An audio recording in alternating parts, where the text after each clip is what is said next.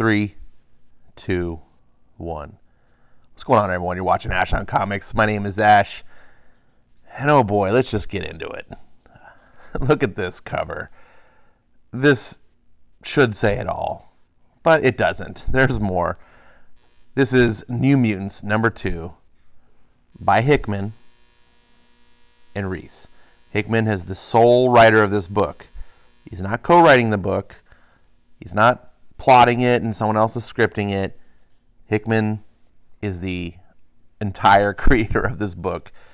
And that's going to be important because we need to know who to assign the blame to.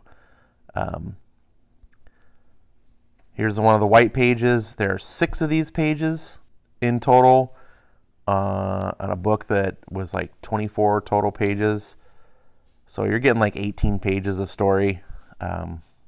That's kind of lame. Space Jail. How are the things going for the New Mutants? Well, not great. In House of X and Powers of 10, these white pages were used to really good effect. I was very much against them at first. I was like, oh, what is this? And I was a big naysayer. But then they grew on me because they offered a lot of information that just would have been,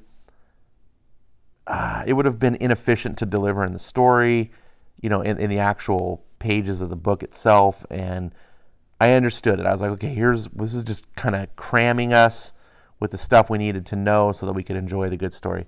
Here, they're just being used superficially. There's no real reason. It's just more like, hey, well, we did it before. Let's keep it going. But this is literally a waste of space. And look at this wall of text. Jonathan Hickman is getting his Brian Michael Bendis on. I honestly, when I was reading this book, part of me was like, I wonder if Brian Michael Bendis actually wrote, like if there's a gag. Did Brian Michael Bendis write this maybe? And he just put Hickman like, okay, we're going to start and I'm going to read for effect. And this is a lot. I understand. Bear with me. This is important. Okay, so where to start? First off, I'm a pretty persuasive guy. People love me. But even I had to lay it on pretty thick to convince my friends to leave paradise and head out into outer space to rescue my best friend from the clutches of a space empire, a space wife from Iowa, and his inevitable and regrettable dad bod from being a space dad. Eventually, everyone finally agreed to go after I promised them they could use my third best house in Rio during Carnival.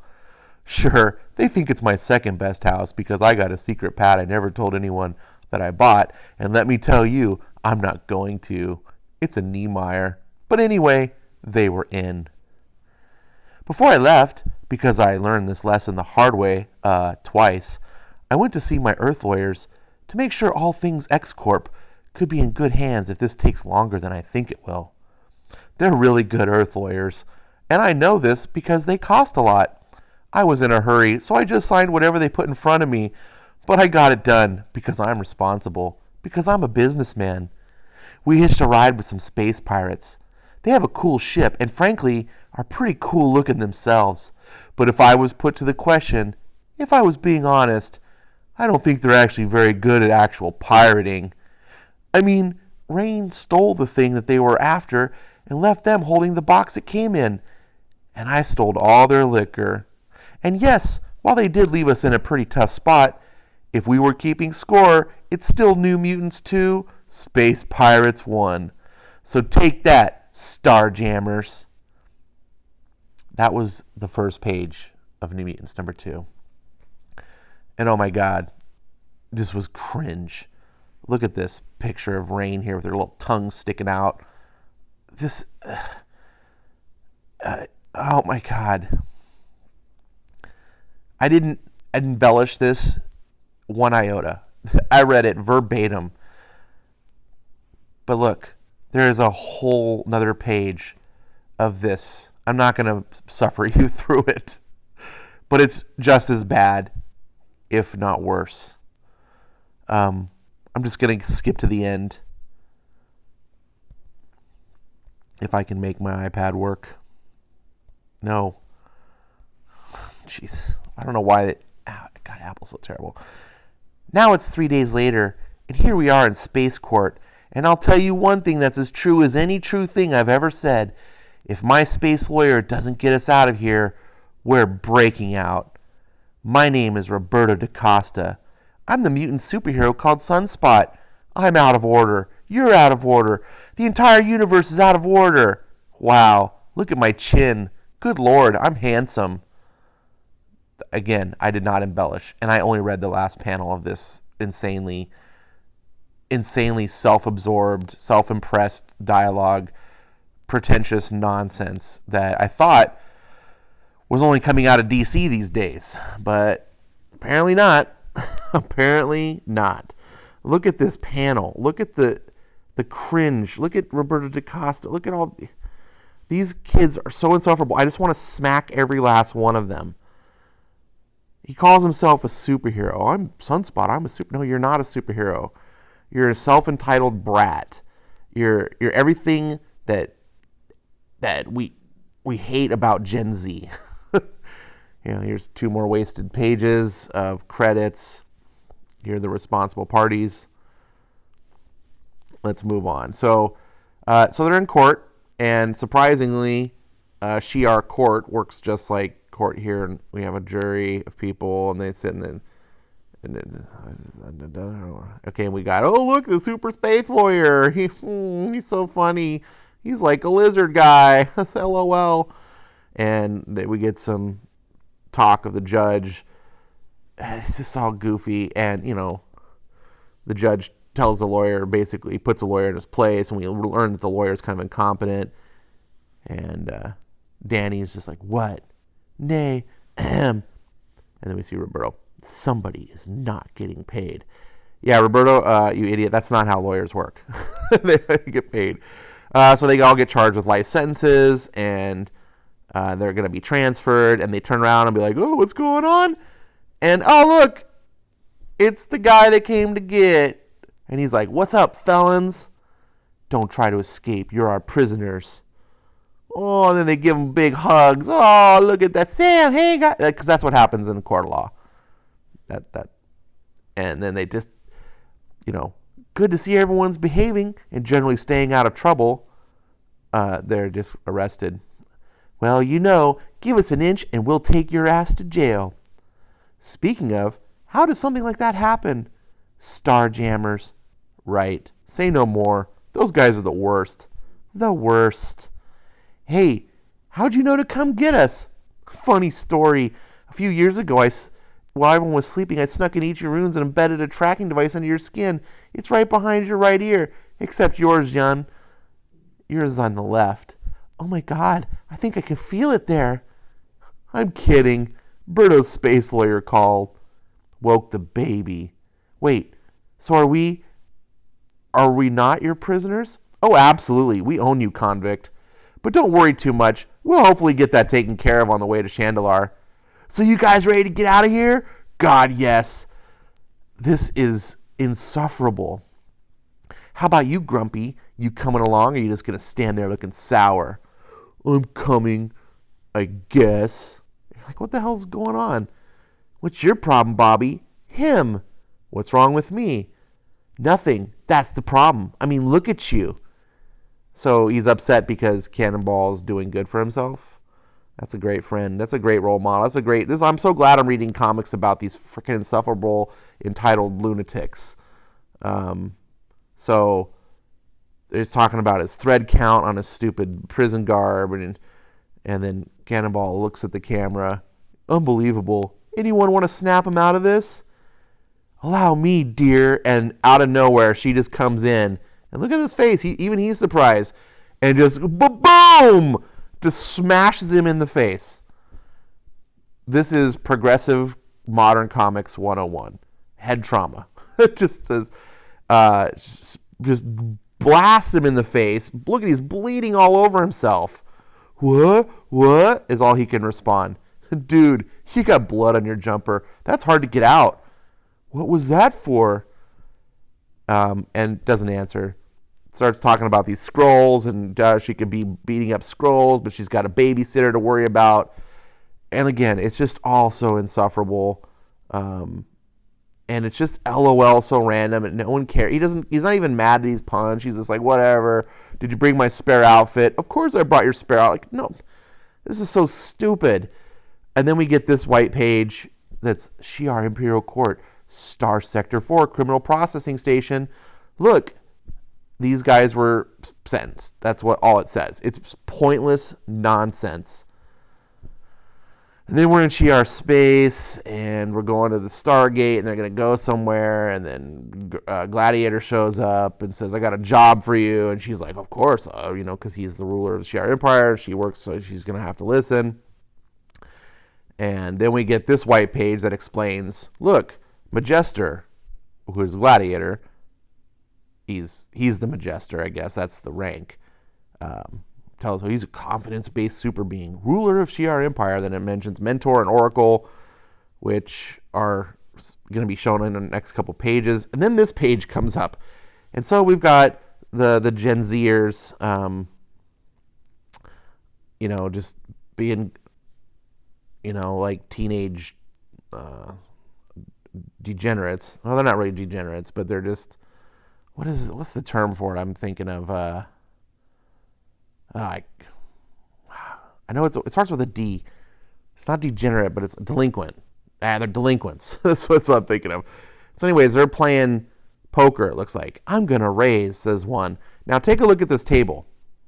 This table is a hexagon. A hexagon has 6 sides. Count how many people are sitting at the table. There are 6. These imbeciles can't even sit around the table. It would be perfectly designed to sit on each side. No, they can't. They have to. This is drawn like it's a sitcom, so the bottom edge of the portion of the table is facing the camera. No one sits there, and so you got people sitting on the corner. It screams laziness to me. The artist didn't want to draw anyone's back to the camera, I guess. Like, I don't. It just annoyed me. So they're I'm throwing some credits in, and then no one knows what they're doing. They're just playing this game. They don't know, and so we see Chamber here. He's like, read them and weep, and then it's like, what in the world is that? It's like a bunch of symbols that don't match, and there are some other weird symbols, and then more symbols, says Mondo. Doesn't matter. See your fate, Jono. It ain't pretty. Hey, look, we can't read any of these cards. Silly Billy.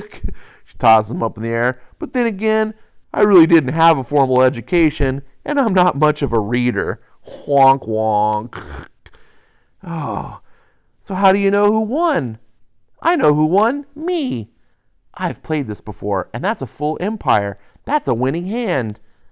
To which Cypher, who is a linguistics master, his only power is he can understand languages, looks like, actually, that's not what they say.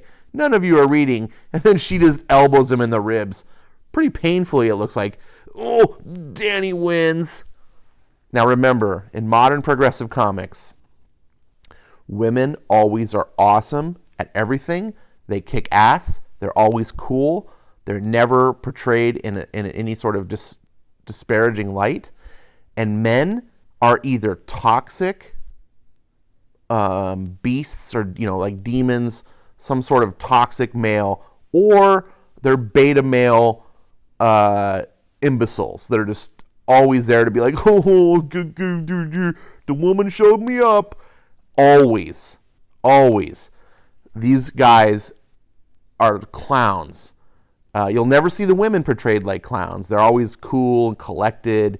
And it's so annoying. And this is something that is brought up in sitcom culture. In modern comics, I make fun of Brian Michael Bendis all the time for this. A lot of these modern writers, they write like they want their comic to be an episode of Friends or Big Bang Theory or any of that. And it's always how it is. Like the Friends. The guys in that show are always the biggest dopes. And that was early the fact. It just gets worse later on when you look at shows like any of the modern, like King of Queens. I don't know. I'm not going to get into it. you either know what I'm talking about or you're going, shut up, Ash, you don't know what you're talking about, or just take your stupid politics and go home. Look, I'm not trying to be political. That's what's happening. It's being forced on me in the comics. And I'm just tired of reading books about characters that I'm supposed to like and guys always being portrayed as numbskulls. It's annoying. So they're sitting here bantering around a bunch of nonsense, and it's more nonsense. Here comes your wife. Oh, I see someone's still upset they got punched in the nose. He's rolling his eyes. The response is, look at this face. It's a work of art. If you walked into the MoMA and started breaking things, they'd call you a vandal. You would go directly to jail. What? You know what I see when I look at your face? What? The face of a man with forgiveness in his heart. And it's playing off earlier where he says, Sam, is that forgiveness in your heart? It's the dumbest joke. It doesn't, and it's like, I mean, look at, they're literally writing, ha, ha, ha. Remember when I make this comment about insert laugh track here? They're actually doing that visually. Ha, ha, ha, ha. Hello, my lovely bride, says beta male Sam Guthrie. Don't you start, either of you. Of course, God, whip those boys in line. So I have good news and bad news. The good news is you've officially been pardoned for your crimes. I work fast. I work hard. Done and done. Oh, God, I can't roll my eyes hard enough. You're right, Sam. I do have forgiveness in my heart.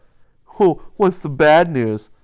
The Majestra has conscripted all of you into Imperial service, as the throne has need of such service, and needs it now.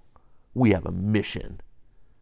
So then we cut over to the Chandelier Throne World, and this is epilogue, where we see, look, the heir to the throne girl is talking to her advisors. These are the two people, Mentor and Oracle, I guess. Well, I don't know, Mentor is Brainiac. And they're advising her, and there's something, Titans are moving in, assembling for war, blah-blah-blah-blah-blah, and she's like, it's not my place to take the throne yet. We need you, Gladiator. And he's like, no, you need to rule, yada, yada. Oh, who cares? I don't care. Well, by the way, we brought in Deathbird to teach you how to rule because, Deathbird. And then, of course, the New Mutants are there. And so Roberto's like, Sam, yeah, I think I'm in love. Roberto Acosta, I hope he blows up somewhere. Like, I hate this character. He's a buffoon and a moron. And oh, look, coming soon. I can't keep track. I had to go and dig this up for when I was reading the books. You can't keep track of what you're supposed to read. This is really annoying at this point. So we got 3 books this week. New Mutants is the first. I hope I saved you $4. This was a joke of a book. It was completely insufferable. It wasn't entertaining at all. It's total LOL so random, silly Billy humor. And I think for certain, youngsters, maybe, the Generation Z kids that are going to read this book and be like, that's funny stuff. Okay, whatever. Some people think McDonald's is good hamburgers. I can't. There's no accounting for taste, as the saying goes. I think this book was horrible. I think I explained why. I don't even care to translate this nonsense. It doesn't matter to me. This is just, it's such a sad.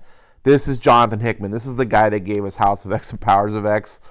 This is so disappointing. Is the guy like 2 different people? Is he a Dr. Jekyll and Mr. Hyde? How can you write something so good and then write this utter, just insufferable garbage? Anyways, that's what I have to say about this book. I thoroughly hated it, and I hope you didn't waste any money on it. And or if you did, tell me what your thoughts are. Maybe you think I'm wrong. Maybe you love this book. I'm sure this book has its fans. Every book. I mean, even Squirrel Girl's got people that will rally to champion the book. So that's fine. Everyone likes what they like. I still think it's horrible. And I got to read them for the channel. That sucks. I'll see you next time.